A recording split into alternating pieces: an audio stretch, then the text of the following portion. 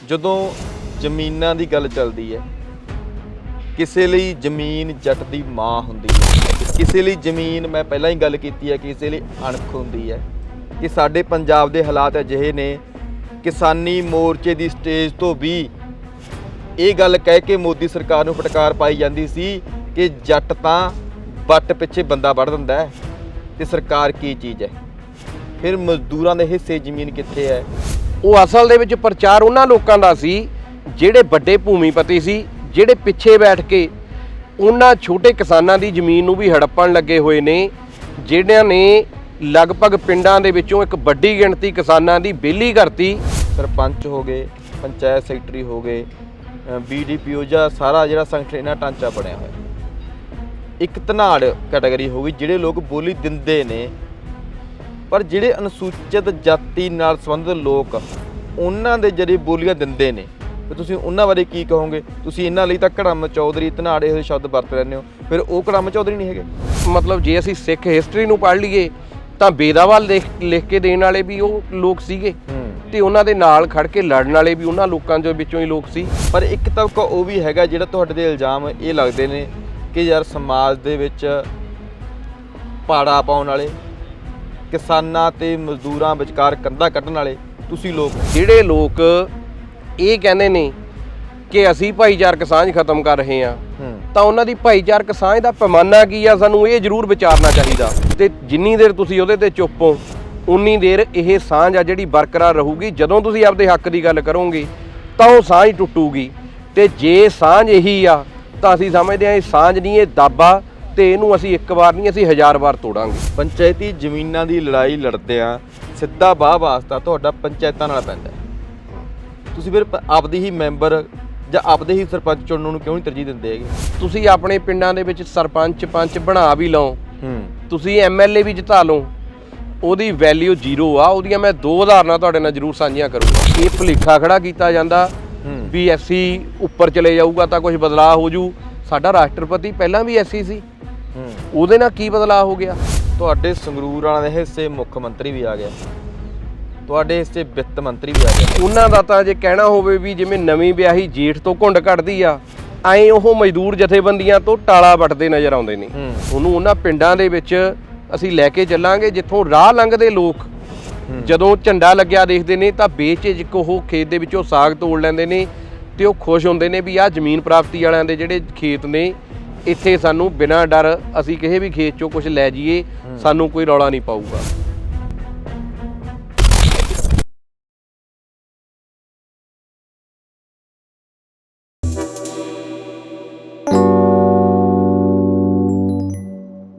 ਸਤਿ ਸ਼੍ਰੀ ਅਕਾਲ, ਮੈਂ ਸੁੱਖੀ ਮਘਾਣੀਆਂ, ਤੁਸੀਂ ਜੁੜੇ ਹੋਏ ਹੋ ਸਿਰਲੇਖ ਦੇ ਨਾਲ। ਪੰਜਾਬ ਦੇ ਵਿੱਚ, ਪੰਜਾਬ 'ਚ ਹੀ ਨਹੀਂ ਪੂਰੀ ਦੁਨੀਆ ਦੇ ਵਿੱਚ ਜਦੋਂ ਗੱਲ ਜ਼ਮੀਨ ਦੀ ਚੱਲਦੀ ਹੈ ਤਾਂ ਜ਼ਮੀਨ ਬਹੁਤੇ ਲੋਕਾਂ ਲਈ ਅਣਖ ਦੀ ਗੱਲ ਵੀ ਹੁੰਦੀ ਹੈ। ਜੇ ਜ਼ਮੀਨ ਅਣਖ ਦੀ ਗੱਲ ਹੈ ਤਾਂ ਫਿਰ ਮਜ਼ਦੂਰਾਂ ਦੀ ਉਹ ਅਣਖ ਕਿੱਥੇ ਹੈ? ਤਾਂ ਜਿਹੜੇ ਲੋਕਾਂ ਕੋਲੇ ਜ਼ਮੀਨ ਨਹੀਂ, ਜੋ ਲੋਕ ਬੇਜ਼ਮੀਨੇ ਨੇ ਜਾਂ ਘੱਟ ਜ਼ਮੀਨੇ ਨੇ, ਉਹਨਾਂ ਦੇ ਸਮਾਜਿਕ, ਆਰਥਿਕ, ਰਾਜਨੀਤਿਕ ਹਾਲਾਤ ਕਿਹੋ ਜਿਹੇ ਨੇ ਅਸੀਂ ਬਾਖੂਬੀ ਜਾਣਦੇ ਹਾਂ। ਜ਼ਮੀਨ ਪ੍ਰਾਪਤੀ ਸੰਘਰਸ਼ ਕਮੇਟੀ ਦੇ ਪ੍ਰਧਾਨ ਮੁਕੇਸ਼ ਮਲੌਦ ਜੀ ਮੇਰੇ ਨਾਲ ਨੇ, ਜੋ ਲਗਾਤਾਰ ਜ਼ਮੀਨਾਂ ਦੀ ਲੜਾਈ ਲੜ ਰਹੇ ਨੇ। ਉਹ ਕਿਹੜੀਆਂ ਜ਼ਮੀਨਾਂ ਨੇ, ਉਹ ਕਿਹੜੀਆਂ ਅਣਖਾਂ ਨੇ ਜਿਹਦੀ ਉਹ ਗੱਲ ਕਰਦੇ ਨੇ। ਕਰਦੇ ਹਾਂ ਗੱਲਬਾਤ ਮੁਕੇਸ਼ ਮਲੌਦ ਜੀ ਨਾਲ। ਬਾਈ ਜੀ ਸਤਿ ਸ਼੍ਰੀ ਅਕਾਲ, ਸਵਾਗਤ ਹੈ ਤੁਹਾਡਾ ਸਿਰਲੇਖ ਚੈਨਲ ਤੇ। ਬਹੁਤ ਬਹੁਤ ਧੰਨਵਾਦ ਚੈਨਲ ਸਿਰਲੇਖ ਦਾ, ਜਿਹੜੇ ਉਹਨਾਂ ਗਰੀਬ ਲੋਕਾਂ ਦੀ ਆਵਾਜ਼ ਦੁਨੀਆ ਤੱਕ ਪਹੁੰਚਾ ਰਹੇ ਨੇ ਜਿਨ੍ਹਾਂ ਨੂੰ ਅੱਜ ਦਾ ਜਿਹੜਾ ਗੋਦੀ ਮੀਡੀਆ ਉਹ ਬਿਲਕੁਲ ਦਰਕਿਨਾਰ ਕਰ ਰਿਹਾ। ਇਸ ਲਈ ਬਹੁਤ ਬਹੁਤ ਸ਼ੁਕਰੀਆ ਜੀ। ਜਦੋਂ ਜ਼ਮੀਨਾਂ ਦੀ ਗੱਲ ਚੱਲਦੀ ਹੈ, ਕਿਸੇ ਲਈ ਜ਼ਮੀਨ ਜੱਟ ਦੀ ਮਾਂ ਹੁੰਦੀ ਹੈ, ਕਿਸੇ ਲਈ ਜ਼ਮੀਨ, ਮੈਂ ਪਹਿਲਾਂ ਹੀ ਗੱਲ ਕੀਤੀ ਹੈ, ਕਿਸੇ ਲਈ ਅਣਖ ਹੁੰਦੀ ਹੈ।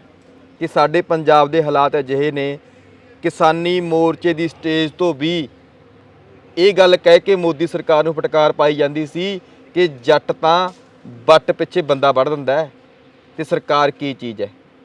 ਫਿਰ ਮਜ਼ਦੂਰਾਂ ਦੇ ਹਿੱਸੇ ਜ਼ਮੀਨ ਕਿੱਥੇ ਹੈ? ਜਿਹੜੇ ਲੋਕ ਬੇਜ਼ਮੀਨੇ ਕਿਸਾਨ ਨੇ ਉਹਨਾਂ ਦੇ ਹਿੱਸੇ ਜ਼ਮੀਨ ਕਿੱਥੇ ਹੈ? ਕੀ ਕਹਿਣਾ ਚਾਹੁੰਦੇ ਹੋ? ਦੇਖੋ ਸੁਖੀ ਜੀ, ਜ਼ਮੀਨ ਆ ਜਿਹੜੀ ਜਿਵੇਂ ਹਵਾ, ਸੂਰਜ ਦੀ ਧੁੱਪ, ਇਹ ਇੱਕ ਕੁਦਰਤੀ ਆ, ਪਰ ਕਿਉਂਕਿ ਇਹ ਪੈਦਾਵਾਰ ਦਾ ਸਾਧਨ ਬਣੀ ਤੇ ਇਹ ਤਕੜਿਆਂ ਦੇ ਹੱਥਾਂ ਦੇ ਵਿੱਚ ਇਕੱਠੀ ਹੋਊਗੀ ਤੇ ਜਿਹੜੀ ਗਰੀਬ ਜਨਤਾ ਸੀ ਉਹ ਇਹਦੇ ਤੋਂ ਵਾਂਝੀ ਰਹੀ। ਔਰ ਖਾਸ ਕਰ ਜਿਹੜਾ ਐਸਸੀ ਸਮਾਜ ਆ ਉਹਦੇ ਵਾਸਤੇ ਇਹ ਪੋਜੀਸ਼ਨ ਰਹੀ ਵੀ 47 ਤੋਂ ਪਹਿਲਾਂ ਤਾਂ ਇੱਥੇ ਜਿਹੜੇ ਐਸਸੀ ਲੋਕ ਸੀ ਉਹਨਾਂ ਨੂੰ ਜਿਹਨਾਂ ਘਰਾਂ ਦੇ ਵਿੱਚ ਉਹ ਰਹਿੰਦੇ ਸੀ, ਜੇ ਉਹ ਪੈਸੇ ਇਕੱਠੇ ਕਰਕੇ ਉਹਨੂੰ ਖਰੀਦਣ ਦੀ ਵੀ ਕੋਸ਼ਿਸ਼ ਕਰਨ ਤਾਂ ਉਹਦਾ ਅਧਿਕਾਰ ਨਹੀਂ ਸੀ। ਇਸ ਕਰਕੇ ਉਹ ਐਸਸੀ ਸਮਾਜ ਆ ਜਿਹੜਾ ਉਹ ਹਮੇਸ਼ਾ ਹੀ ਜਿਹੜਾ ਜ਼ਮੀਨਾਂ ਤੋਂ ਵਾਂਝਾ ਰਿਹਾ। ਪਰ ਜਿਵੇਂ ਜਿਵੇਂ ਆਪਣੇ ਹਿੱਸੇ ਦੀ ਜਿਹੜੀ ਉਹਨਾਂ ਦੇ ਰਹਿਬਰਾਂ ਨੇ, ਚਾਹੇ ਉਹ ਡਾਕਟਰ ਭੀਮ ਰਾਓ ਅੰਬੇਦਕਰ ਨੇ ਜਾਂ ਬਾਬਾ ਮੰਗੂ ਰਾਮ ਮੰਗੋਲੀਆ ਜਿਨ੍ਹਾਂ ਨੇ ਪਹਿਲੀ ਵਾਰ ਇਹ ਜ਼ਮੀਨ ਦਾ ਸਵਾਲ ਉਠਾਇਆ ਸੀ, ਉਹਨਾਂ ਨੇ ਇੱਕ ਕਾਨਫਰੰਸ ਦੌਰਾਨ ਜਿੱਥੇ ਉਸ ਜ਼ਿਲ੍ਹੇ ਦਾ ਜਿਹੜਾ ਮੈਜਿਸਟ੍ਰੇਟ ਆਇਆ ਹੋਇਆ ਸੀ ਤਾਂ ਉਹਨਾਂ ਨੇ ਆਪਦੀ ਕੁਰਸੀ ਸਿਰ ਤੇ ਚੱਕ ਕੇ ਉਹਨਾਂ ਨੇ ਉਸ ਕਾਨਫਰੰਸ ਦੇ ਵਿੱਚ ਗੇੜੇ ਦੇਣੇ ਸ਼ੁਰੂ ਕਰਤੇ ਤੇ ਉਦੋਂ ਉਹਨਾਂ ਨੇ ਇਹ ਕਿਹਾ ਵੀ ਮੈਨੂੰ ਮੇਰੇ ਹਿੱਸੇ ਦੀ ਜ਼ਮੀਨ ਨਹੀਂ ਲੱਭਦੀ, ਉਹ ਜ਼ਮੀਨ ਕਿੱਥੇ ਆ ਤੇ ਸਾਡੇ ਹਿੱਸੇ ਦੀ ਜ਼ਮੀਨ ਸਾਨੂੰ ਮਿਲਣੀ ਚਾਹੀਦੀ ਆ। ਤਾਂ ਉਸ ਤੋਂ ਬਾਅਦ ਕਿਤੇ ਸੰਘਰਸ਼ ਲੜ ਕੇ ਉਹ ਜ਼ਮੀਨਾਂ ਦੀ ਜਿਹੜੀ ਹਿੱਸੇਦਾਰੀ ਦੇ ਵਿੱਚ ਉਹ ਐਸੀ ਲੋਕਾਂ ਨੂੰ ਹੱਕ ਲੈਣ ਦਾ ਇੱਕ ਅਧਿਕਾਰ ਮਿਲਿਆ, ਜਿਹਦੇ ਵਿੱਚ ਭਾਵੇਂ ਉਹ 1956 ਦੇ ਵਿੱਚ ਨਜੂਲ ਸੁਸਾਇਟੀ ਦੀਆਂ ਜ਼ਮੀਨਾਂ ਰਾਹੀਂ ਐਸੀ ਕੋਟੇ ਦੀਆਂ ਜਿਹੜੀਆਂ ਉਹ ਸੁਸਾਇਟੀਆਂ ਬਣਾ ਕੇ ਉਹ ਜ਼ਮੀਨਾਂ ਉਹਨਾਂ ਨੂੰ ਵਾਹੁਣ ਲਈ ਦਿੱਤੀਆਂ ਗਈਆਂ, ਜਾਂ ਫਿਰ ਪੰਚਾਇਤੀ ਜ਼ਮੀਨਾਂ ਦਾ ਮਾਮਲਾ ਜਿਹਦੇ ਵਿੱਚੋਂ ਤੀਜਾ ਹਿੱਸਾ ਜਿਹੜਾ ਰਿਜ਼ਰਵ ਰੱਖਿਆ ਗਿਆ ਕਿ ਜਿਹੜੇ ਦੱਬੇ ਕੁਚਲੇ ਲੋਕ ਨੇ ਉਹਨਾਂ ਨੂੰ ਉੱਪਰ ਚੱਕਣ ਦੇ ਲਈ ਇਹ ਐਸਸੀ ਲੋਕਾਂ ਵਾਸਤੇ ਇਹ ਜ਼ਮੀਨ ਆ ਜਿਹੜੀ ਰਾਖਵੀਂ ਰੱਖੀ ਗਈ ਆ।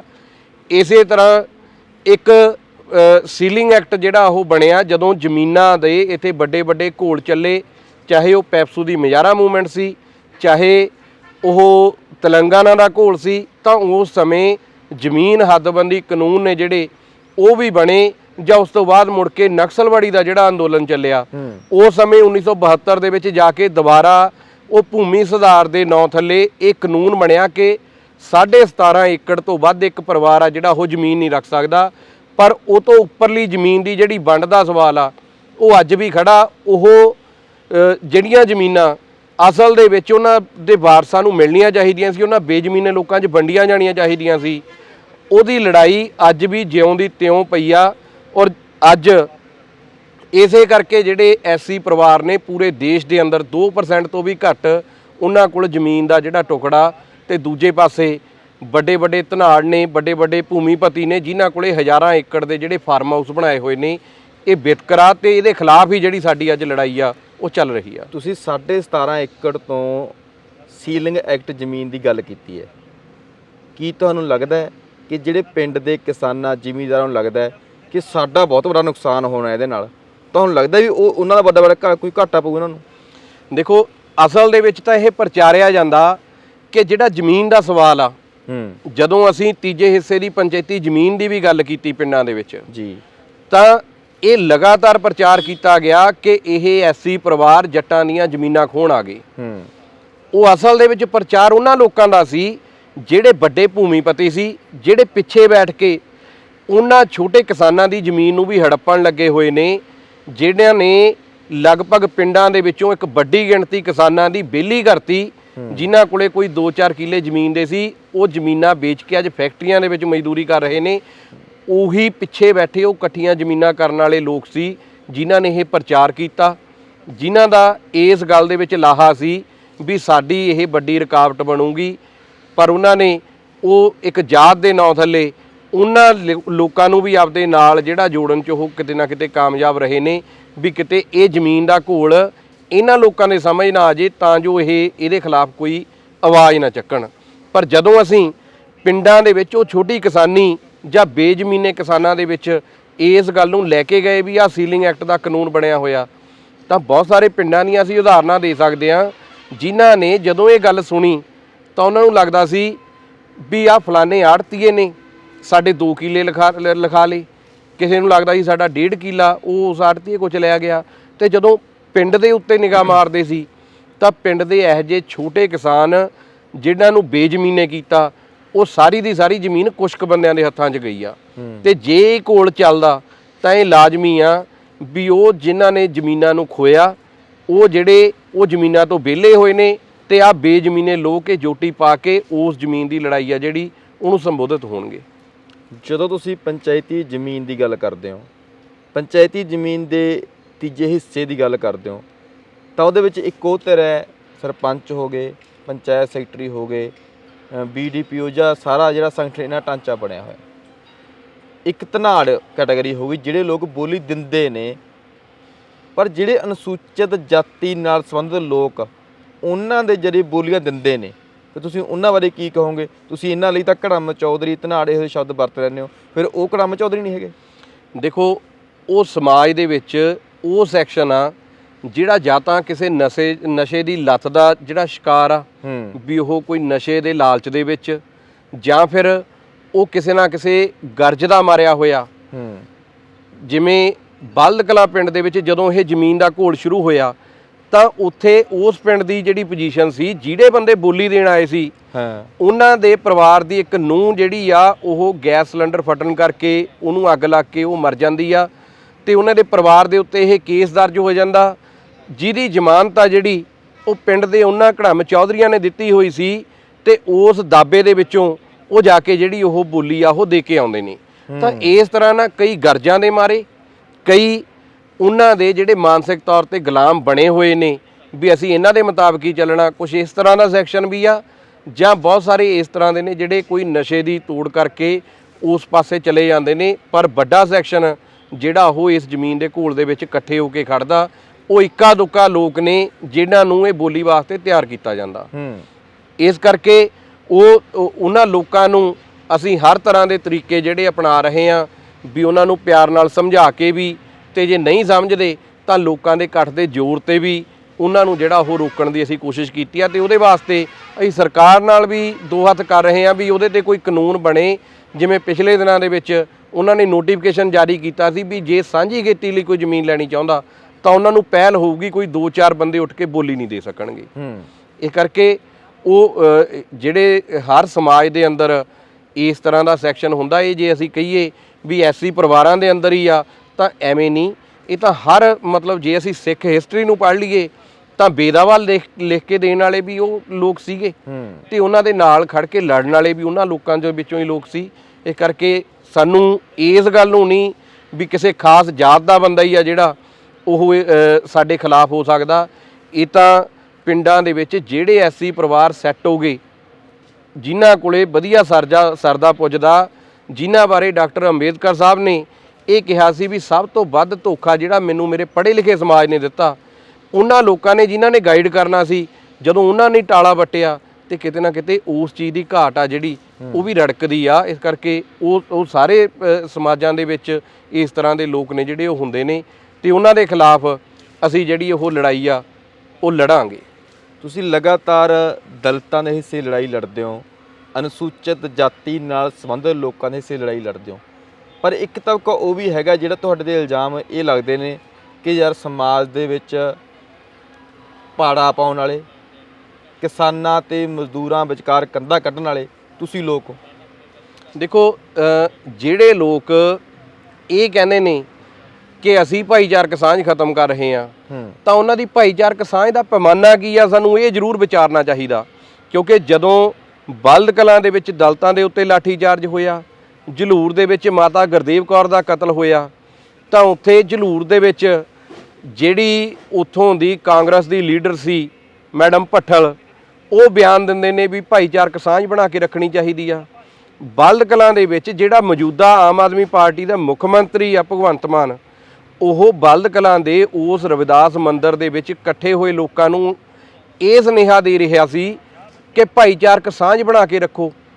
ਪਰ ਉਹ ਭਾਈਚਾਰਕ ਸਾਂਝ ਦਾ ਆਧਾਰ ਕੀ ਆ ਕਿ ਜੇ ਕੋਈ ਐਸੀ ਕੋਟੇ ਦੀ ਜ਼ਮੀਨ ਡੰਮੀ ਬੋਲੀ ਕਰਾ ਕੇ ਕੋਈ ਤਕੜਾ ਬੰਦਾ ਉਹਨੂੰ ਲੈ ਰਿਹਾ, ਤੇ ਜਿੰਨੀ ਦੇਰ ਤੁਸੀਂ ਉਹਦੇ ਤੇ ਚੁੱਪ ਹੋ ਉਨੀ ਦੇਰ ਇਹ ਸਾਂਝ ਆ ਜਿਹੜੀ ਬਰਕਰਾਰ ਰਹੂਗੀ। ਜਦੋਂ ਤੁਸੀਂ ਆਪਦੇ ਹੱਕ ਦੀ ਗੱਲ ਕਰੋਗੇ ਤਾਂ ਉਹ ਸਾਂਝ ਟੁੱਟੂਗੀ, ਤੇ ਜੇ ਸਾਂਝ ਇਹੀ ਆ ਤਾਂ ਅਸੀਂ ਸਮਝਦੇ ਹਾਂ ਇਹ ਸਾਂਝ ਨਹੀਂ, ਇਹ ਦਾਬਾ, ਤੇ ਇਹਨੂੰ ਅਸੀਂ ਇੱਕ ਵਾਰ ਨਹੀਂ ਅਸੀਂ 1000 ਵਾਰ ਤੋੜਾਂਗੇ।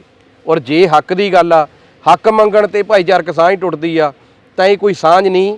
ਔਰ ਅਸਲ ਦੇ ਵਿੱਚ ਇੱਕ ਮੇਰਾ ਮਿੱਤਰ ਆ ਜਿਨ੍ਹਾਂ ਨੇ ਜਿਹੜਾ ਇੱਕ ਕਿਸਾਨੀ ਪਰਿਵਾਰ ਦੇ ਵਿੱਚੋਂ ਆ, ਉਹਨੇ ਬੜੀ ਵਧੀਆ ਇੱਕ ਗੱਲ ਸਾਂਝੀ ਕੀਤੀ। ਉਹ ਕਹਿੰਦਾ ਵੀ ਸਾਡੇ ਪਰਿਵਾਰ ਦੇ ਨਾਲ ਇੱਕ ਜਿਹੜਾ ਪਰਿਵਾਰ ਮਜ਼ਦੂਰਾਂ ਦਾ ਪੱਕੇ ਤੌਰ ਤੇ ਜਿਹੜਾ ਉਹ ਸਾਡੇ ਨਾਲ ਜੁੜਿਆ ਹੋਇਆ ਸੀ, ਖੇਤੀਬਾੜੀ ਕਰਦਾ ਸੀ, ਜਿਹਨੂੰ ਪਿੰਡਾਂ ਦੇ ਵਿੱਚ ਸੀਰੀ ਵੀ ਕਹਿ ਦਿੰਦੇ ਨੇ। ਉਹ ਬੰਦਾ ਜਦੋਂ ਲਗਾਤਾਰ ਉਹਨਾਂ ਦੇ ਨਾਲ ਜੁੜਿਆ ਹੋਇਆ, ਜਿਵੇਂ ਜਿਵੇਂ ਮਹਿੰਗਾਈ ਵੱਧਦੀ ਆ, ਜਦੋਂ ਉਹ ਮਹਿੰਗਾਈ ਤੇ ਵਧਾਉਣ ਦੀ ਗੱਲ ਕਰਦਾ ਤਾਂ ਉਹ ਕਹਿੰਦਾ ਵੀ ਸਾਡੇ ਪਰਿਵਾਰ ਦੇ ਅੰਦਰ ਇਸ ਗੱਲ ਨੂੰ ਲੈ ਕੇ ਬੜੀ ਔਖ ਪੈਦਾ ਹੋ ਜਾਂਦੀ ਆ ਵੀ ਇਹਦੇ ਨਾਲ ਤਾਂ ਆਪਣਾ ਪਰਿਵਾਰਕ ਸਾਂਝ ਆ ਤੇ ਇਹ ਐਵੇਂ ਹੀ ਰੇਟ ਵਧਾਉਣ ਦੀ ਗੱਲ ਕਰਦਾ।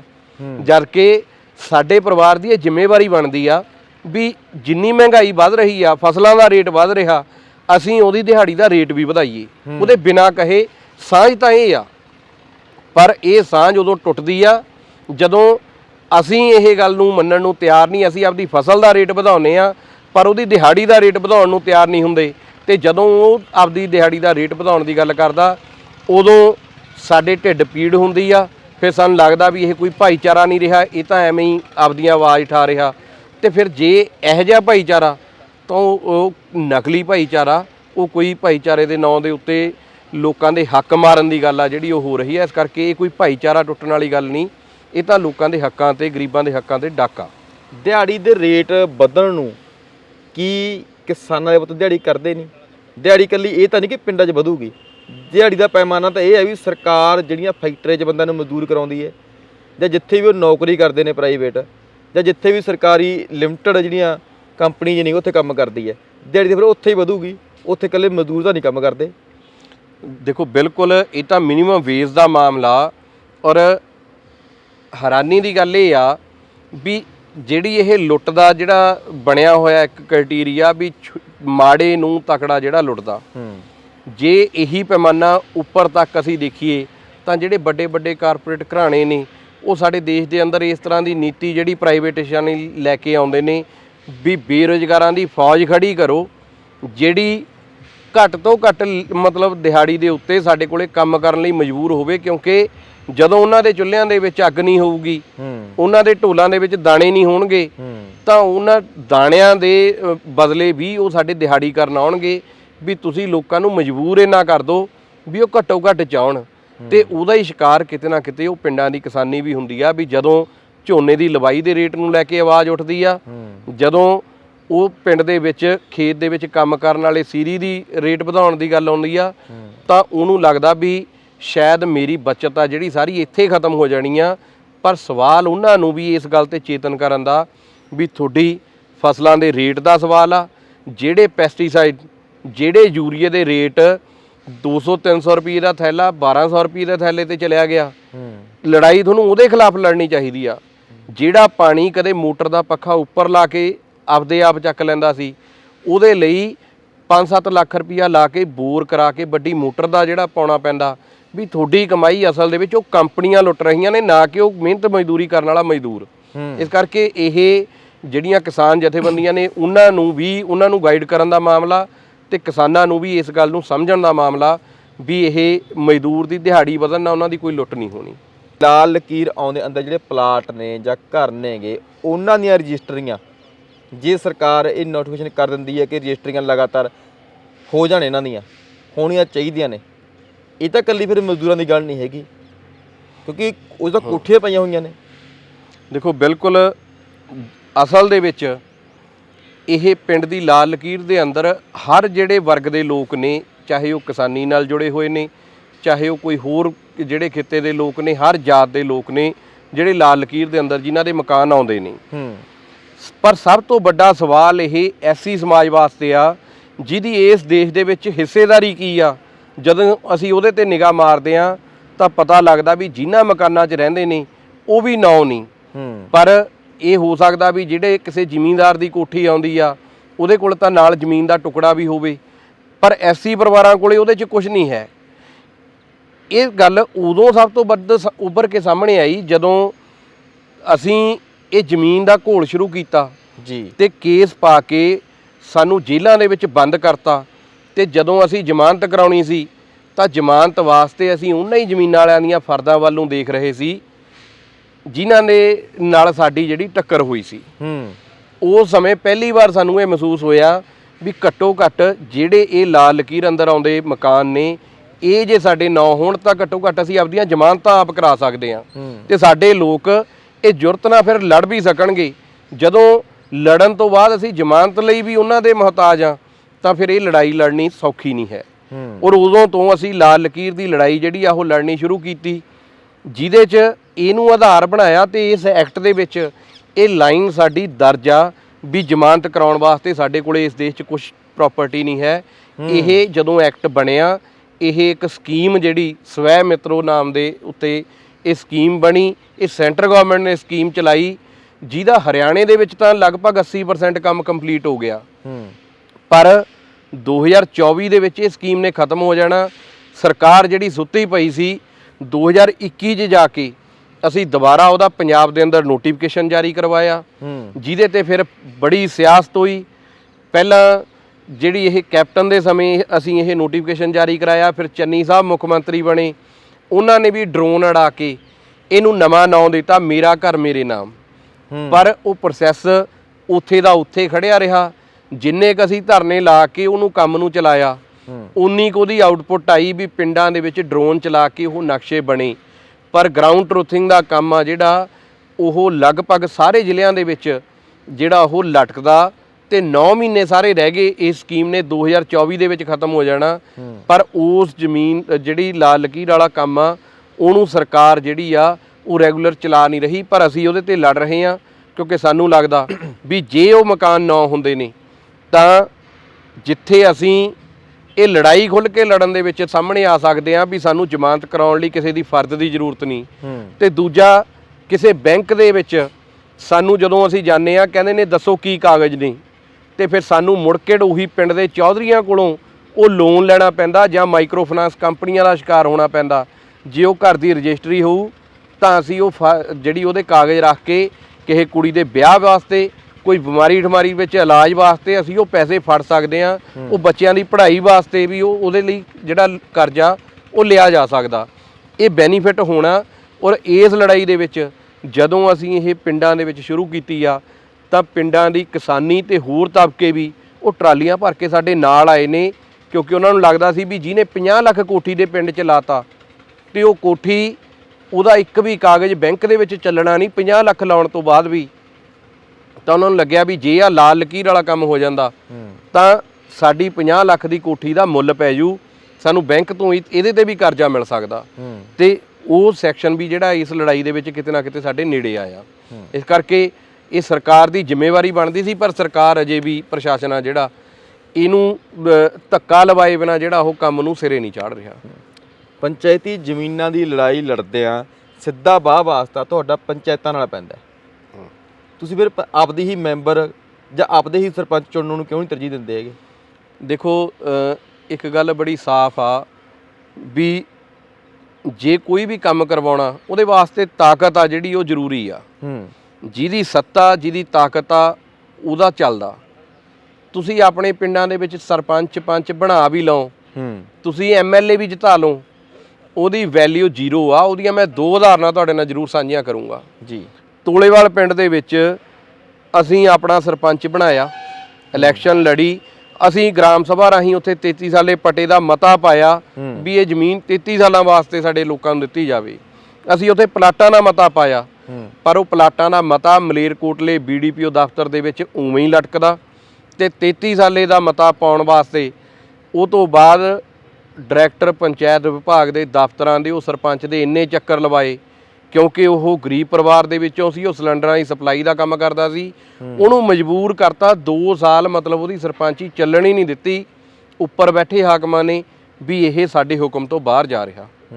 ਔਰ ਦੂਜੇ ਪਾਸੇ ਇਹੀ ਜ਼ਮੀਨ ਦੀ ਲੜਾਈ ਪਿਰਮਲ ਸਿੰਘ ਇੱਧਰੋਂ ਮਹਿਲ ਕਲਾਂ ਹਲਕੇ ਤੋਂ ਜਿਹੜੇ MLA ਜਿੱਤੇ ਸੀ, ਰਾਮਗੜ੍ਹ ਪਿੰਡ ਦਾ ਮਸਲਾ ਆਇਆ, ਉਹਨਾਂ ਨੇ ਅਗਵਾਈ ਕੀਤੀ, ਉਹ ਧਰਨਾ ਲਾ ਕੇ ਵੀ ਬੈਠੇ, ਪਰ ਉਹਨਾਂ ਦੀ ਕਿਤੇ ਸੁਣਵਾਈ ਨਹੀਂ ਹੋਈ। ਤੇ ਉਸ ਲੜਾਈ ਦੇ ਵਿੱਚ ਵੀ ਜਦੋਂ ZPSC ਨੇ ਐਂਟਰੀ ਕੀਤੀ ਤੇ ਜੇ ਪ੍ਰਸ਼ਾਸਨ ਨੂੰ ਲੱਗਿਆ ਵੀ ਹਾਂ ਇਹ ਜਥੇਬੰਦੀ ਇਸ ਤੇ ਲੜਦੀ ਆ, ਤੇ ਉਹਨਾਂ ਨੇ ਉਦੋਂ ਜਾ ਕੇ ਉਹਦੇ ਤੇ ਫੈਸਲਾ ਕੀਤਾ, ਨਹੀਂ MLA ਦੀ ਵੀ ਕੋਈ ਪੁੱਛ ਨਹੀਂ ਹੋਈ।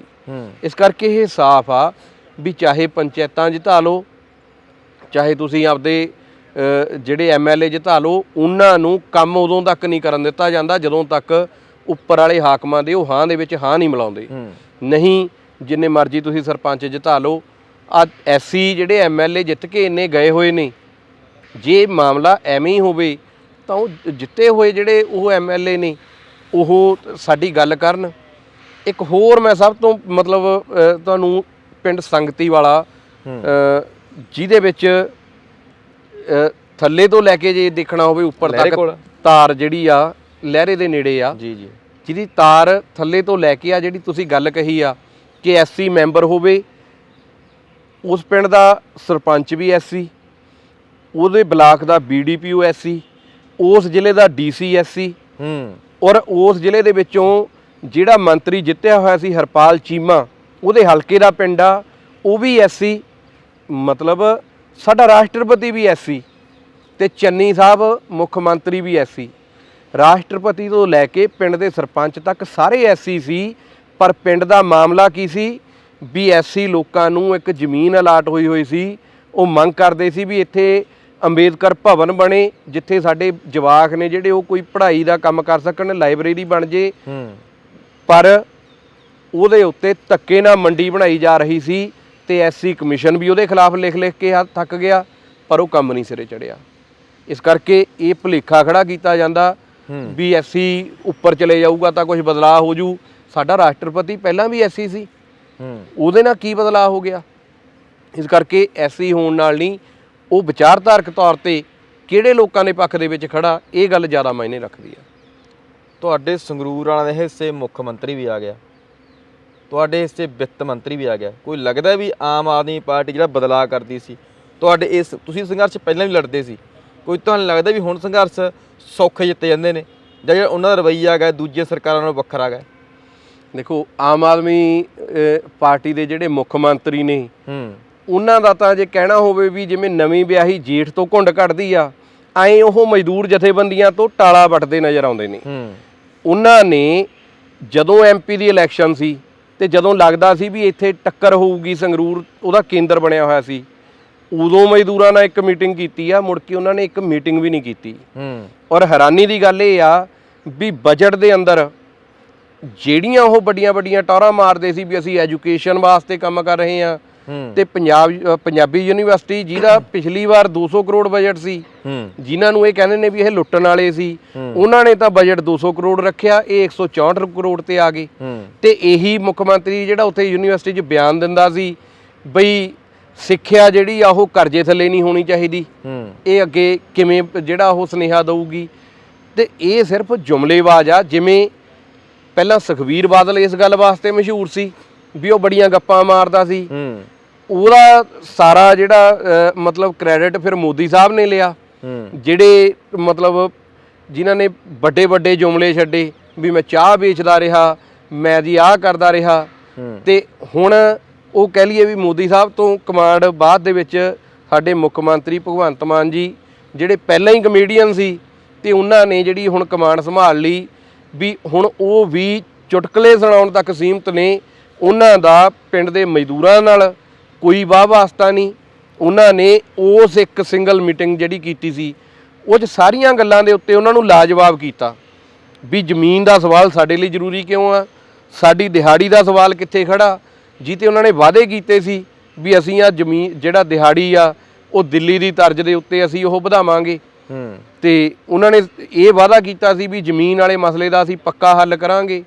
ਉਹਨਾਂ ਨੇ ਜਿੰਨੇ ਵਾਅਦੇ ਕੀਤੇ ਉਹਨਾਂ ਤੋਂ ਬਾਅਦ ਵੀ ਇਹਦੇ ਤੇ ਮੈਂ ਜਵਾਬ ਕੀ ਦਊਂ, ਉਹਨਾਂ ਨੇ ਮੀਟਿੰਗ ਕਰਨ ਤੋਂ ਹੀ ਟਾਲਾ ਵੱਟ ਲਿਆ, ਪਰ ਉਹ ਗੱਲਾਂ ਦੇ ਉੱਤੇ ਕੋਈ ਸਹਿਮਤੀ ਨਹੀਂ ਹੋਈ। ਇਸ ਕਰਕੇ ਇਹ ਬਦਲਾਅ ਤਾਂ ਇੰਨਾ ਕੀ ਆ ਵੀ ਕਦੇ ਨੀਲੀ ਵਾਲੇ ਕਦੇ ਚਿੱਟੀ ਪੱਗ ਵਾਲੇ, ਹੁਣ ਇਹਨਾਂ ਨੇ ਜਿਹੜੀ ਆ ਉਹ ਇੱਕ ਕਹਿ ਲਈਏ ਵੀ ਭਗਤ ਸਿੰਘ ਦਾ ਭੁਲੇਖਾ ਪਾਉਣ ਵਾਲੀ ਉਹ ਪੱਗ ਬੰਨ੍ਹ ਲਈ ਬਸੰਤੀ। ਤੇ ਫਰਕ ਇੰਨਾ ਕੀ ਆ, ਇਦੋਂ ਵੱਧ ਬਦਲਾਅ ਕੋਈ ਨਹੀਂ। ਉਹੀ ਨੀਤੀਆਂ ਨੇ, ਉਹੀ ਤਰੀਕਾ, ਸਾਰਾ ਕੁਝ ਉਹੀ ਆ। ਬਸ ਇਹ ਆ ਵੀ ਲੋਕਾਂ ਨੂੰ ਭੁਲੇਖਾ ਪਾਉਣ ਵਾਸਤੇ ਜਿਹੜਾ ਕੋਈ ਇਹਨਾਂ ਦੇ ਇਸ਼ਾਰੇ ਤੋਂ ਬਾਹਰ ਜਾਂਦਾ ਉਸ ਮੰਤਰੀ ਤੇ ਵੀ ਕਾਰਵਾਈ ਕਰ ਦਿੰਦੇ ਨੇ। ਪਰ ਮਾਮਲਾ ਇਹ ਨਹੀਂ ਵੀ ਇਕੱਲਾ ਉਹ ਕਰਪਸ਼ਨ ਦਾ ਮਾਮਲਾ ਤਾਂ ਇਹ ਆ ਵੀ ਦਿੱਲੀ ਵਾਲੇ ਜਿਹੜੇ ਉਹ ਹੁਕਮਰਾਨ ਨੇ, ਕੇਜਰੀਵਾਲ ਸਾਹਿਬ ਜਿਹੜਾ ਉਹਨਾਂ ਦੇ ਇਸ਼ਾਰੇ ਤੋਂ ਬਾਹਰ ਹੁੰਦਾ ਉਹ ਝਟਕਾਇਆ ਜਾਂਦਾ। ਇਹ ਤੋਂ ਵੱਧ ਹੋਰ ਕੁਝ ਨਹੀਂ ਹੈ। ਵਿਧਾਨ ਸਭਾ ਸੈਸ਼ਨ ਦੇ ਵਿੱਚ ਦੀਵਾਲੀ ਵਾਲੇ ਦਿਨ ਦਿਹਾੜੀ ਜਾ ਰਹੇ ਮਜ਼ਦੂਰਾਂ ਦਾ ਫਿਕਰ ਕੀਤਾ ਭਗਵੰਤ ਮਾਨ ਨੇ। ਉਹ ਤਾਂ ਕਹਿੰਦੇ ਵੀ ਅਸੀਂ ਗੱਲ ਹੀ ਉਹਨਾਂ ਲੋਕਾਂ ਦੀ ਕਰਦੇ ਹਾਂ ਜਿਹਦੀ ਕੋਈ ਗੱਲ ਨਹੀਂ ਕਰਦਾ। ਦੇਖੋ ਇਲੈਕਸ਼ਨ ਤੋਂ ਪਹਿਲਾਂ ਤਾਂ ਉਹ ਗੀਤ ਵੀ ਗਾਉਂਦੇ ਸੀ, ਮਗਦਾ ਰਹੀ ਵੇ ਸੂਰਜਾ ਕਮੀਆਂ ਦੇ ਵਿਹੜੇ। ਪਰ ਹੁਣ ਕਮੀਆਂ ਦਾ ਆ ਬਜਟ ਸੈਸ਼ਨ ਦੇ ਵਿੱਚ ਜ਼ਿਕਰ ਤੱਕ ਨਹੀਂ ਕੀਤਾ। ਜਦੋਂ ਤੋਂ ਮੁੱਖ ਮੰਤਰੀ ਬਣੇ ਨੇ ਇੱਥੇ ਸੰਗਰੂਰ ਆਏ ਸੀ, ਸਾਡੇ ਮਜ਼ਦੂਰਾਂ ਨੇ ਘੇਰਿਆ ਤੇ ਘੇਰ ਕੇ ਉਹਨੂੰ ਪੁੱਛਿਆ ਵੀ ਤੂੰ ਮਜ਼ਦੂਰਾਂ ਦਾ ਨਾਂ ਲੈਣ ਤੋਂ ਕਿਉਂ ਟਲਦਾ। ਸਿਰਫ ਉਦੋਂ ਉਹ ਬੋਲਿਆ, ਉਹ ਤੋਂ ਬਿਨਾਂ ਕਦੇ ਉਹਨਾਂ ਨੇ ਮਜ਼ਦੂਰਾਂ ਦਾ ਜ਼ਿਕਰ ਤੱਕ ਨਹੀਂ ਕੀਤਾ। ਉਹਨਾਂ ਨੂੰ ਇੰਡਸਟਰੀਲਿਸਟਾਂ ਦਾ ਫਿਕਰ ਆ ਵੀ ਉਹਨਾਂ ਨੂੰ ਇੱਥੇ ਕੰਪਨੀਆਂ ਲਾ ਕੇ ਉਹਨਾਂ ਨੂੰ ਅਸੀਂ ਜ਼ਮੀਨਾਂ ਦੇਣੀਆਂ ਨੇ, ਪਰ ਉਹਨਾਂ ਨੂੰ ਮਜ਼ਦੂਰਾਂ ਦਾ ਕੋਈ ਫਿਕਰ ਨਹੀਂ। ਇੱਥੋਂ ਤੱਕ ਕਿ ਇਹ ਤਾਂ ਜਿੱਤਣ ਤੋਂ ਤੁਰੰਤ ਬਾਅਦ ਇਹਨਾਂ ਦਾ ਬਦਲਾਅ ਪਤਾ ਲੱਗ ਗਿਆ ਸੀ ਵੀ ਜਦੋਂ ਵੋਟਾਂ ਲੈਣੀਆਂ ਸੀ ਤਾਂ ਰੈਲੀਆਂ ਐਸਸੀ ਧਰਮਸ਼ਾਲਾ ਦੇ ਵਿੱਚ ਵਿਹੜਿਆਂ ਦੇ ਵਿੱਚ ਹੁੰਦੀਆਂ ਸੀ, ਤੇ ਜਦੋਂ ਜਿੱਤ ਕੇ ਧੰਨਵਾਦੀ ਦੌਰਾ ਹੋਇਆ ਤੇ ਤੁਸੀਂ ਜਿੰਨੇ ਤੁਸੀਂ ਮੀਡੀਆ ਰਾਹੀਂ ਸਾਰੇ ਹਲਕਿਆਂ 'ਚ ਜਾਂਦੇ ਹੋ, ਇਹ ਪਤਾ ਕਰ ਲਿਓ ਵੀ ਵੋਟਾਂ ਲੈਣ ਵੇਲੇ ਰੈਲੀਆਂ ਦਲਤਾਂ ਕੰਨੀ ਤੇ ਜਦੋਂ ਧੰਨਵਾਦੀ ਦੌਰੇ ਨੇ ਉਹ ਫਿਰ ਦੂਜੇ ਪਾਸੇ ਪੱਤੀਆਂ ਦੇ ਵਿੱਚ ਹੋਏ ਨੇ, ਦਰਵਾਜ਼ਿਆਂ ਦੇ ਵਿੱਚ ਹੋਏ ਨੇ। ਇਹ ਫਰਕ ਤਾਂ ਉਦੋਂ ਹੀ ਕਲੀਅਰ ਹੋ ਗਿਆ ਸੀ ਵੀ ਇਹ ਉਹੀ ਚਾਲ ਚੱਲਣ ਤੇ ਨੇ, ਕੋਈ ਬਦਲਾਅ ਨਹੀਂ ਹੈ। ਬੋਲੀਆਂ ਸਿਰ ਤੇ ਆਣ ਹੋਈਆਂ ਨੇ ਪੰਚਾਇਤੀ ਜ਼ਮੀਨ ਦੀਆਂ। ਪਿਛਲੇ ਤਜਰਬੇ ਤੋਂ ਕੀ ਸਿੱਖਿਆ, ਇਸ ਵਾਰ ਕੁਝ ਕੀ ਕਰਨ ਜਾ ਰਹੇ ਹੋ? ਦੇਖੋ ਜੇ ਕੋਈ ਅਸੀਂ ਕਹੀਏ ਵੀ ਸਰਕਾਰ ਇਹਦੇ ਤੇ ਕੋਈ ਹੱਲ ਕਰੂ ਤਾਂ ਸਰਕਾਰ ਦਾ ਨੋਟੀਫਿਕੇਸ਼ਨ ਇਹ ਨਵੀਆਂ ਬੋਲੀਆਂ ਵਾਸਤੇ ਆ ਚੁੱਕਿਆ, ਜਿਹਦੇ ਵਿੱਚ ਉਹਨਾਂ ਨੇ ਸਿਰਫ ਇੱਕ ਲਾਈਨ ਪਾਈ ਆ ਬਈ ਬੋਲੀਆਂ ਐਸੀ ਧਰਮਸ਼ਾਲਾ ਦੇ ਵਿੱਚ ਹੋਣਗੀਆਂ। ਪਰ ਉਹਨਾਂ ਨੇ ਕੋਈ ਇਹਨੂੰ ਜਿਹੜੀ 3 ਜਾਂ 5 ਸਾਲ ਵਾਸਤੇ ਦੇਣ ਦੀ ਤਰਜੀਹ ਆ ਜਿਹੜੀ ਉਹ ਨਹੀਂ ਰੱਖੀ। ਉਹਨਾਂ ਨੇ ਘੱਟ ਰੇਟ ਵਾਲੀ ਤਰਜੀਹ ਨਹੀਂ ਰੱਖੀ, ਸਗੋਂ ਪਹਿਲਿਆਂ ਨਾਲੋਂ ਪਹਿਲੇ ਤਾਂ ਕਹਿੰਦੇ ਸੀ ਵੀ 5 ਤੋਂ 10% ਵਧਾ ਕੇ ਹੋਵੇ, ਤੇ ਇਹਨਾਂ ਨੇ ਨਾਲ ਇਹ ਵੀ ਸ਼ਰਤ ਰੱਖਤੀ ਵੀ ਜਿਹੜਾ ਜ਼ਮੀਨ ਦਾ ਰੇਟ ਆ ਉਹ 29,000 ਰੁਪਏ ਤੋਂ ਕਿੱਲੇ ਦਾ ਘੱਟ ਨਹੀਂ ਹੋਣਾ ਚਾਹੀਦਾ। ਇਹਨਾਂ ਨੇ ਤਾਂ ਨਾਲ ਵਧਾ ਕੇ ਸ਼ਰਤ ਰੱਖਤੀ। ਤੇ ਫਿਰ ਜੇ ਅਸੀਂ ਕੈਪਟਨ ਦਾ ਮੂੰਹ ਮੋੜਦੇ ਰਹੇ ਹਾਂ, ਅਸੀਂ ਬਾਦਲਾਂ ਦਾ ਮੂੰਹ ਮੋੜਦੇ ਰਹੇ ਹਾਂ, ਮੂੰਹ ਅਸੀਂ ਭਗਵੰਤ ਮਾਨ ਜੀ ਤੁਹਾਡਾ ਵੀ ਮੋੜਾਂਗੇ। ਤੇ ਉਹੀ ਲੋਕ ਨੇ ਜਿਨ੍ਹਾਂ ਨੇ ਉਹਨਾਂ ਨੂੰ ਵੀ ਸਬਕ ਸਿਖਾਇਆ, ਤੇ ਫਿਰ ਇਹ ਮੁੱਖ ਮੰਤਰੀ ਸਾਹਿਬ ਨੂੰ ਸਬਕ ਸਿਖਾਉਣ ਨੂੰ ਤਿਆਰ ਨੇ। ਅਸੀਂ ਪਹਿਲਾਂ ਵੀ ਲੋਕਾਂ ਦੇ ਸੰਘਰਸ਼ ਦੇ ਜ਼ੋਰ ਤੇ ਜ਼ਮੀਨਾਂ ਲਈਆਂ ਨੇ, ਹੁਣ ਵੀ ਉਹ ਸੰਘਰਸ਼ ਦੇ ਡੰਡੇ ਦੇ ਜ਼ੋਰ ਤੇ ਜ਼ਮੀਨਾਂ ਲਵਾਂਗੇ। ਉਹਦੇ ਲਈ ਇਦੋਂ ਪਹਿਲਾਂ ਵੀ ਸਾਡੇ ਤੇ ਲਗਭਗ ਜ਼ਮੀਨ ਪ੍ਰਾਪਤੀ ਸੰਘਰਸ਼ ਕਮੇਟੀ ਦੇ ਆਗੂਆਂ ਤੇ 3 ਦਰਜਨ ਦੇ ਕਰੀਬ ਪਰਚੇ ਦਰਜ ਹੋਏ ਨੇ, ਤੇ ਜੇ ਆਉਣ ਵਾਲੇ ਟਾਈਮ ਦੇ ਵਿੱਚ 2 ਦਰਜਨ ਹੋਰ ਹੋ ਜਾਣਗੇ, ਅਸੀਂ ਝੱਲਣ ਨੂੰ ਤਿਆਰ ਹਾਂ। ਪਰ ਅਸੀਂ ਨਾ ਆਪਣੇ ਹਿੱਸੇ ਦੀਆਂ ਜ਼ਮੀਨਾਂ ਛੱਡਾਂਗੇ, ਤੇ ਜਿਹੜੀਆਂ ਰਹਿੰਦੀਆਂ ਨੇ ਉਹਨਾਂ ਨੂੰ। ਤੁਹਾਨੂੰ ਲੱਗਦਾ ਕਿ ਜ਼ਮੀਨਾਂ ਮਿਲਣ ਨਾਲ ਮਜ਼ਦੂਰਾਂ ਦੀ ਜ਼ਿੰਦਗੀ ਜਿਹੜੇ ਮੋਟੇ ਜੇ ਫਰਕ ਨੇ ਵੀ ਆਹ ਫਰਕ ਪੈ ਜਾਂਦੇ ਨੇ? ਦੇਖੋ ਜੇ ਮੋਟੀ ਜੀ ਗੱਲ ਕਰਨੀ ਹੋਵੇ ਤਾਂ ਇਹ ਉਹੀ ਐਸੀ ਪਰਿਵਾਰ ਨੇ ਜਿਨ੍ਹਾਂ ਨੂੰ ਜੇ ਉਹਨਾਂ ਨੇ ਕਰਜ਼ਾ ਲੈਣਾ ਹੋਵੇ ਤਾਂ ਕਰਜ਼ੇ ਵਾਸਤੇ ਉਹ ਕਹਿੰਦੇ ਨੇ ਵੀ ਤੁਸੀਂ ਗਵਾਹੀ ਭਰਾਓ ਕਿਸੇ ਦੀ, ਕਿਸੇ ਜ਼ਮੀਨ ਵਾਲੇ ਦੀ ਗਵਾਹੀ ਭਰਾਓ, ਤੁਹਾਨੂੰ ਤਾਂ ਪੈਸੇ ਦੇਵਾਂਗੇ। ਤੇ ਅੱਜ ਉਹੀ ਪੰਚਾਇਤੀ ਜ਼ਮੀਨਾਂ ਤੇ ਜਿਹੜੇ ਸਾਂਝੀਆਂ ਖੇਤੀ ਕਰ ਰਹੇ ਨੇ ਉਹਨਾਂ ਨੂੰ ਕਿਸੇ ਆੜਤੀਏ ਤੋਂ 5 ਲੱਖ 10 ਲੱਖ ਚੱਕਣਾ ਹੋਵੇ ਤਾਂ ਕਿਸੇ ਦੀ ਗਰੰਟੀ ਦੀ ਲੋੜ ਨਹੀਂ। ਅੱਜ ਉਹਨਾਂ ਦਾ ਇਹ ਰੁਤਬਾ ਬਣ ਗਿਆ ਵੀ ਉਹ 10 ਲੱਖ ਰੁਪਈਆ ਜਦੋਂ ਮਰਜ਼ੀ ਫੜ ਕੇ ਲੈ ਆਉਣ ਤੇ ਉਹ ਜ਼ਮੀਨ ਦਾ ਉਹ ਭਰ ਸਕਦੇ ਨੇ। ਇੱਥੋਂ ਤੱਕ ਵੀ ਹੋਇਆ ਵੀ ਸਾਡਾ ਪਿੰਡ ਹੈ ਇੱਕ ਬਟੜਿਆਣਾ, ਜਿਸ ਪਿੰਡ ਦੇ ਵਿੱਚ ਉਹਨਾਂ ਨੇ ਲੋਕਾਂ ਦੇ ਪ੍ਰੋਫਿਟ ਨੂੰ ਇਕੱਠੇ ਕੀਤਾ ਤੇ 6 ਲੱਖ ਰੁਪਈਆ ਆੜਤੀਏ ਕੋਲ ਉਹਨਾਂ ਦਾ ਪਿਆ, ਜਿਹੜਾ 1% ਵਿਆਜ ਦੇ ਉੱਤੇ ਉਹਨਾਂ ਨੂੰ ਵਿਆਜ ਲਾ ਕੇ ਮਿਲ ਰਿਹਾ। ਕਿਆ ਬਾਤ। ਇਹ ਬਦਲਾਅ ਜਿਹੜੇ ਸਾਡੇ ਲੋਕ ਉਹਨਾਂ ਮੂਹਰੇ ਹੱਥ ਜੋੜ ਕੇ ਖੜੇ ਹੁੰਦੇ ਸੀ ਵੀ ਚਾਚਾ ਜੀ ਸਾਨੂੰ ਸਾਗ ਤੋੜਨ ਵਾਸਤੇ ਚਾਹੀਦਾ, ਸਾਡੇ ਘਰੇ ਇੱਕ ਮੱਝ ਜਾਂ ਗਾਂ ਖੜੀ ਆ, ਅਸੀਂ ਉਹਦੇ ਪੱਠੇ ਵੱਢ ਲਈਏ ਤੁਹਾਡੇ ਖੇਤ ਚੋਂ। ਅੱਜ ਕੱਲਾ ਇਹੀ ਨਹੀਂ ਹੋਇਆ ਵੀ ਉਹਨਾਂ ਨੇ ਆਪਦੇ ਖੇਤਾਂ 'ਚ ਆਪਦਾ ਸਾਗ ਤੇ ਹਰਾ ਚਾਰਾ ਬੀਜ ਲਿਆ। ਅੱਜ ਪੋਜੀਸ਼ਨ ਇਹ ਆ ਵੀ ਉਹ ਵੱਡਾ ਸਰਦਾਰ ਖੜਾ ਹੁੰਦਾ ਵੀ ਮੇਰੀ ਮਸ਼ੀਨ ਆ ਜੀ, ਤੁਹਾਡੇ ਕੋਲੇ ਬਲਦ ਕਲਾਂ 114 ਕਿੱਲੇ ਦਾ ਇਕੱਠਾ ਟੱਕਾ, ਤੇ ਇਹਦੀ ਫਸਲ ਦੀ ਵਢਾਈ ਤੁਸੀਂ ਮੇਰੀ ਕੰਬਾਈਨ ਤੋਂ ਕਰਾਇਓ, ਮੈਂ ਦੂਜਿਆਂ ਨੂੰ ਤੁਹਾਨੂੰ ਸਸਤੀ ਲਾਉਂਗਾ। ਜਿਹੜੇ ਸਾਡੇ ਸਤਿ ਸ੍ਰੀ ਅਕਾਲ ਬੁਲਾਉਂਦੇ ਸੀ ਅੱਜ ਉਹ ਸਾਨੂੰ ਸਤਿ ਸ੍ਰੀ ਅਕਾਲ ਬੁਲਾ ਕੇ ਲੰਘਣ ਲੱਗ ਗਏ। ਇਦੋਂ ਵੱਧ ਹੋਰ ਬਦਲਾਅ ਹੋਰ ਕੀ ਹੋ ਸਕਦਾ? ਜਿਹੜੀਆਂ ਔਰਤਾਂ ਕਿਸੇ ਸਮੇਂ ਕਿਸੇ ਦੀ ਵੱਟ ਤੇ ਚੜ੍ਹਨ ਲੱਗੇ 100 ਵਾਰ ਸੋਚਦੀਆਂ ਸੀ ਵੀ ਜੇ ਸਾਗ ਤੋੜਨ ਵੜ ਗਏ ਮਗਰੋਂ ਕੋਈ ਗਾਲ ਨਾ ਕੱਢੇ, ਕੋਈ ਆ ਕੇ ਸਾਡੀ ਬਾਹ ਨਾ ਫੜ ਲੇ। ਅੱਜ ਤੁਹਾਨੂੰ ਉਹਨਾਂ ਪਿੰਡਾਂ ਦੇ ਵਿੱਚ ਅਸੀਂ ਲੈ ਕੇ ਚੱਲਾਂਗੇ, ਜਿੱਥੋਂ ਰਾਹ ਲੰਘਦੇ ਲੋਕ ਜਦੋਂ ਝੰਡਾ ਲੱਗਿਆ ਦੇਖਦੇ ਨੇ ਤਾਂ ਬੇਝਿਜਕ ਉਹ ਖੇਤ ਦੇ ਵਿੱਚੋਂ ਸਾਗ ਤੋੜ ਲੈਂਦੇ ਨੇ ਤੇ ਉਹ ਖੁਸ਼ ਹੁੰਦੇ ਨੇ ਵੀ ਆਹ ਜ਼ਮੀਨ ਪ੍ਰਾਪਤੀ ਵਾਲਿਆਂ ਦੇ ਜਿਹੜੇ ਖੇਤ ਨੇ, ਇੱਥੇ ਸਾਨੂੰ ਬਿਨਾਂ ਡਰ ਅਸੀਂ ਕਿਸੇ ਵੀ ਖੇਤ ਚੋਂ ਕੁਝ ਲੈ ਜਾਈਏ, ਸਾਨੂੰ ਕੋਈ ਰੌਲਾ ਨਹੀਂ ਪਾਊਗਾ। ਇਹ ਬਦਲਾਅ ਆਏ ਨੇ ਪਿੰਡਾਂ ਦੇ ਵਿੱਚ। ਉਹ ਬਗਾਰਾਂ ਟੁੱਟੀਆਂ ਨੇ, ਇੱਥੋਂ ਤੱਕ ਕਿ ਜਿਹੜੀਆਂ ਔਰਤਾਂ ਦਾਤੀ ਪੱਲੀ ਚੱਕ ਕੇ ਸੜਕਾਂ ਦੇ ਕੰਢੇ ਵੱਟਾਂ ਤੇ ਘਾਹ ਲੱਭਦੀਆਂ ਹੁੰਦੀਆਂ ਨਜ਼ਰ ਆਉਂਦੀਆਂ ਸੀ, ਅੱਧੀ ਦਿਹਾੜੀ ਉਹਨਾਂ ਦੀ ਧੁੱਪੇ ਐਵੇਂ ਲੰਘ ਜਾਂਦੀ ਸੀ ਤੇ ਧੁੱਪਾਂ ਦੇ ਵਿੱਚ ਭਿੱਜੇ ਹੋਏ ਕੁੜਤਿਆਂ ਨਾਲ ਉਹ ਪੰਡ ਚੱਕੀ ਕਦੇ ਕਿਸੇ ਦਰਖਤ ਦੇ ਝੂਟਦੀਆਂ ਤੁਹਾਨੂੰ ਨਜ਼ਰ ਆਉਂਦੀਆਂ ਸੀ ਬਾਲਣ ਵਾਸਤੇ। ਅੱਜ ਉਹਨਾਂ ਕੋਲੇ ਆਪਦਾ ਘਰਾਂ ਦਾ ਬਾਲਣ ਹੋ ਗਿਆ, ਆਪਦਾ ਜਿਹੜਾ ਉਹ ਹਰਾ ਚਾਰਾ ਹੋ ਗਿਆ। ਅੱਜ ਉਹ ਨਰੇਗਾ 'ਚ ਵੀ ਕੰਮ ਕਰਦੀਆਂ ਨੇ। ਅੱਜ ਉਹਨਾਂ ਨੇ ਇੱਕ ਦੀ ਥਾਂ ਤੇ 2 ਪਸ਼ੂ ਰੱਖ ਲਏ, ਉਹ ਜਵਾਕ ਰੱਜ ਕੇ ਵਧੀਆ ਦੁੱਧ ਵੀ ਪੀਣ ਲੱਗ ਗਏ, ਦਹੀਂ ਵੀ ਖਾਣ ਲੱਗ ਗਏ।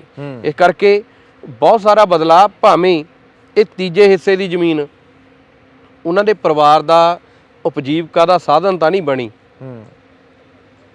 ਪਰ ਘੱਟੋ ਘੱਟ ਮਾਨ ਸਨਮਾਨ ਦਾ ਸਵਾਲ ਜ਼ਰੂਰ ਬਣੀ ਆ। ਤੇ ਉਹ ਜਿਹੜੀ ਅਜੇ ਉਹਨਾਂ ਦੇ ਪਰਿਵਾਰ ਦੀ ਉਪਜੀਵਕਾ ਦਾ ਸਾਧਨ ਬਣਨਾ, ਉਸ ਜ਼ਮੀਨ ਦੀ ਲੜਾਈ ਵਾਸਤੇ ਅਸੀਂ ਪਿੰਡਾਂ 'ਚ ਨਿਸ਼ਾਨਦੇਹੀ ਕਰ ਰਹੇ ਹਾਂ। ਔਰ ਉਹ ਸੀਲਿੰਗ ਐਕਟ ਤੋਂ ਉੱਪਰਲੀ ਜ਼ਮੀਨ ਵਾਲੇ ਪਾਸੇ ਨੂੰ ਆਉਣ ਵਾਲੇ ਦਿਨਾਂ ਦੇ ਵਿੱਚ ਸਾਡਾ ਘੋਲ ਆ ਜਿਹੜਾ ਉਹ ਵਧੂਗਾ। ਤੁਸੀਂ ਸੁਣਿਆ ਮੁਕੇਸ਼ ਮਲੌਦ ਨੂੰ, ਜ਼ਮੀਨ ਦੀ ਲੜਾਈ ਲੜਦੇ ਨੇ। ਜ਼ਮੀਨਾਂ ਨਾਲ ਕੀ ਬਦਲਾਅ ਹੋਇਆ, ਬਹੁਤ ਸਾਰੀਆਂ ਸਟੋਰੀਆਂ ਅਸੀਂ ਪਹਿਲਾਂ ਵੀ ਕੀਤੀਆਂ ਨੇ। ਆਉਣ ਵਾਲੇ ਸਮੇਂ ਵਿੱਚ ਵੀ ਤੁਸੀਂ ਸਿਰਲੇਖ ਜਰੀਏ ਉਹ ਸਟੋਰੀਆਂ, ਉਹ ਹਕੀਕਤਾਂ ਜੋ ਕਿ ਜ਼ਮੀਨ ਨਾਲ ਆਮ ਲੋਕਾਂ ਦੀ ਜ਼ਿੰਦਗੀ ਕੀ ਫਰਕ ਪੈਂਦਾ ਹੈ। ਸਮੇਂ ਦੀ ਹੁਕਮਰਾਨ ਸਰਕਾਰ ਤੋਂ ਇਹਨਾਂ ਕਮੀਆਂ ਨੇ, ਇਹਨਾਂ ਵਿਹੜੇ ਦੇ ਲੋਕਾਂ ਨੇ, ਇਹਨਾਂ ਮਜ਼ਦੂਰ ਕਿਰਤੀ ਲੋਕਾਂ ਨੇ ਬਹੁਤ ਵੱਡੀਆਂ ਉਮੀਦਾਂ ਲਾਈਆਂ ਸੀ। ਪਰ ਅੱਜ ਵੀ ਚਾਹੇ ਉਹ ਮਜ਼ਦੂਰ ਹੋਣ, ਚਾਹੇ ਉਹ ਕਿਸਾਨ ਹੋਣ, ਚਾਹੇ ਉਹ ਵਿਦਿਆਰਥੀ ਹੋਣ, ਦੁਨੀਆ ਦਾ ਹਰ ਵਰਗ ਉਵੇਂ ਜਿਵੇਂ ਹੀ ਸੜਕਾਂ 'ਤੇ ਸੰਘਰਸ਼ ਕਰਦਾ ਦਿਖਾਈ ਦੇ ਰਿਹਾ ਹੈ। ਸਮੇਂ ਦੀ ਹੁਕਮਰਾਨ ਸਰਕਾਰ ਆਉਣ ਵਾਲੇ ਸਮੇਂ ਦੇ ਵਿੱਚ ਪੰਚਾਇਤੀ ਜ਼ਮੀਨਾਂ ਦੇ ਲਈ ਕੀ ਰੁੱਖ ਅਪਣਾਉਂਦੀ ਹੈ, ਇਹ ਜ਼ਮੀਨ ਪ੍ਰਾਪਤੀ ਸੰਘਰਸ਼ ਕਮੇਟੀ ਦਾ ਸੰਘਰਸ਼ ਦੱਸੇਗਾ। ਬਣੇ ਰਹੋ ਸਿਰਲੇਖ ਦੇ ਨਾਲ।